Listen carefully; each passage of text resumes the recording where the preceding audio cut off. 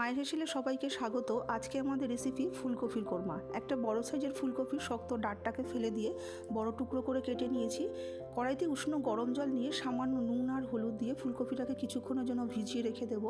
বাটিতে নিয়েছি half cup টক দই, 1 চামচ জিরের গুঁড়ো, হাফ চামচ ধনের গুঁড়ো, হাফ চামচ হলুদের গুঁড়ো, 1 চামচ কাশ্মীরি লঙ্কার গুঁড়ো, কস্তুরি মেথি পাতা দিয়ে ভালো করে গুলে নিচ্ছি। একটা টমেটো, 1 ইঞ্চি মতন আদা, 10-12 কোয়া রসুন, একটু কাজু বাদাম দিয়ে খুব সুন্দর একটা মশলা তৈরি করে নিচ্ছি। দুটো বড় মিডিয়াম সাইজের পেঁয়াজ কুচিয়ে নিয়েছি। এবার জল থেকে তুলে নিয়ে আমি ফুলকপিটাকে একটু গ্রেট করে নিচ্ছি। সামান্য একটু নুন দিয়ে আমি ফুলকপিটাকে ভিজিয়ে রেখে দেবো। কিছুক্ষণের পর এরকম জলটাকে চিপড়ে নিয়ে ফুলকপিটাকে একটা বাটিতে তুলে নিয়ে 100 গ্রাম মতন পনির একটু গ্রেট করে দিয়ে দিচ্ছি।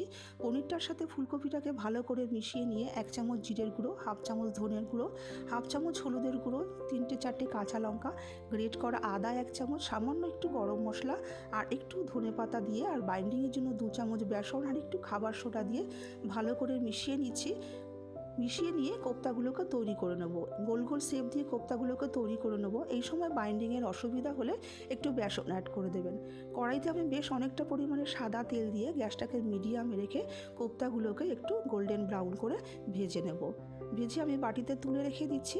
এবার ওই তেলের মধ্যে কিছু গোটা গরম মশলা ফোড়ন দিয়ে দিচ্ছি। দারচিনি, লবঙ্গ, এলাচ, একটা তেজপাতা আর সামান্য একটু গোটা জিরে।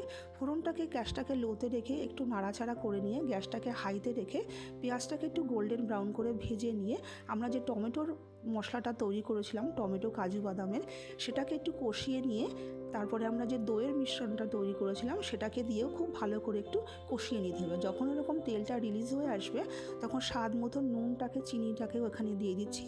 দিয়ে 1.5 কাপ মতন জল এখানে দিয়ে আমি গ্যাসটাকে হাইতে রেখে সামান্য একটু ধনে পাতা দিয়ে ঢাকা দিয়ে রেখে দেবো 5-7 মিনিটের জন্য। গ্রেভিটা যখন 5-7 মিনিট ফুটে যাবে তখন কোপ্তাগুলোকেও দিয়ে দিচ্ছি। কোপ্তাগুলোকে দিয়েও একটুখানি নাড়াচাড়া করে নিয়ে 2 থেকে 3 মিনিট ফুটিয়ে নিয়ে শাহি গরম মশলা একটু আর 1 চামচ মতন ঘি দিয়ে গ্যাসটাকে অফ করে দিচ্ছি। দেখুন কোপ্তাগুলো ফুলে ডবল হয়ে গেছে। তৈরি হয়ে গেল আমাদের ফুলকপির কোপ্তা।